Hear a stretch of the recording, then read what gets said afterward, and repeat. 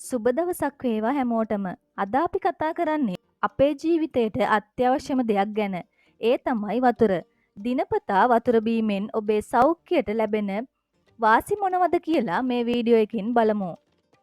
වතුර බීමෙන් ලැබෙන ප්‍රධාන වාසි කිහිපයක්. අංක 1. විජලනය වැළැක්වීම. ශරීරයේ සාමාන්‍ය ක්‍රියාකාරීත්වය සඳහා ප්‍රමාණවත් ජලය අත්‍යවශ්‍ය වන අතර විජලනය වැළැක්වීමෙන් පැහැදිලි චින්තනය, මනෝභාවය සහ ශරීර උෂ්ණත්වය පවත්වා ගැනීමට උපකාරී වේ. අංක 2. ශරීර උෂ්ණත්වය පාලනය කිරීම. ශරීරයේ සාමාන්‍ය උෂ්ණත්වය පවත්වා ගැනීමට වතුර උපකාරී වේ. අංක 3. සන්ධි ලිහිසි කිරීම සහ කුෂන් කිරීම.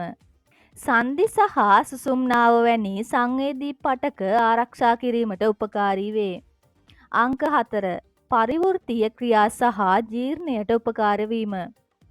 ආහාර දිරවීමට සහ පෝෂක පදාර්ථ අවශෝෂණය කර ගැනීමට අවශ්‍ය වේ. ප්‍රමාණවත් ජල ප්‍රමාණයක් පානය කිරීම මගින් මලබද්ධය වළක්වා ගත හැකියි. අංක 5. විෂ ද්‍රව්‍ය ඉවත් කිරීම. මුත්‍රා පිටවීම, දහඩිය දැමීම සහ මල පහ කිරීම හරහා ශරීරයෙන් අපද්‍රව්‍ය ඉවත් කිරීමට උපකාරී වේ. අංක 6. වකුගඩු සෞඛ්‍ය. වකුගඩු ගල් සහ මුත්‍රා ආසාදන ඇතිවීම වැළැක්වීමට උපකාරී වේ. අංක 7. සමේ නිරෝගී භාවය.